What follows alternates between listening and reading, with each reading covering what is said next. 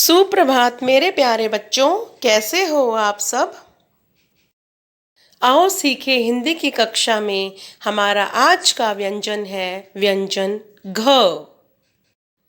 ये है व्यंजन घ। कौन सा व्यंजन है बच्चों ये? व्यंजन घ। घ से घर, घ से घर। तो चलो बच्चों लिखना सीखते हैं व्यंजन घ। पेंसिल को बिंदु पर रखा और एक छोटा आधा गोला लगाया इस प्रकार से। अब इस छोटे गोले को मिलाते हुए एक और आधा छोटा गोला लगाया और इसे घुमाते हुए ऊपर की तरफ ले गए इस प्रकार से। अब उसी के साथ एक सीधी रेखा लगाई इस प्रकार से और अब एक शिरोरेखा बनाई इस प्रकार से। ये है व्यंजन घ। व्यंजन घ। पेंसिल को बिंदु पर रखा और एक छोटा आधा गोला लगाया इस प्रकार। अब इस छोटे आधे गोले के साथ ही एक और छोटा गोला इस प्रकार और घुमाते हुए ऊपर ले गए और उसी के साथ एक सीधी रेखा लगाई इस प्रकार से। अब एक शिरोरेखा लगाई इस प्रकार से। ये है व्यंजन घ।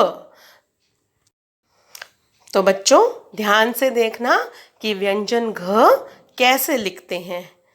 व्यंजन घ। पेंसिल को बिंदु पर रखा, एक छोटा आधा गोला लगाया इस तरह से और इसी गोले के साथ एक और छोटा आधा गोला इस प्रकार से घुमाते हुए ऊपर और एक सीधी रेखा। अब इसके ऊपर एक शिरोरेखा लगा दी। लेकिन बच्चों ये हमारा व्यंजन घ गलत है। क्यों? क्योंकि हमने जो नीचे वाला छोटा आधा गोला बनाया ये हमने नीचे वाली लाइन तक मिला दिया। ये आपको मिलाना नहीं है, ध्यान से देखो।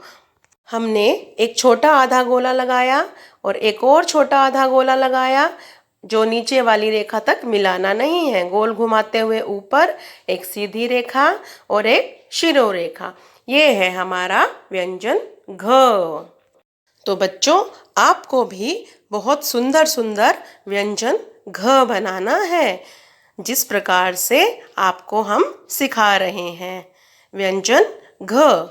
घ से घड़ी भी होता है बच्चों। पेंसिल को बिंदु पर रखा, एक छोटा आधा गोला और एक और छोटा आधा गोला गोल घुमाते हुए ऊपर एक सीधी रेखा इस प्रकार से और एक शिरोरेखा बनाई इस प्रकार से। ये बन गया हमारा व्यंजन घ। घ से घोड़ा, घ से घड़ी, घ से घास, घ से घर।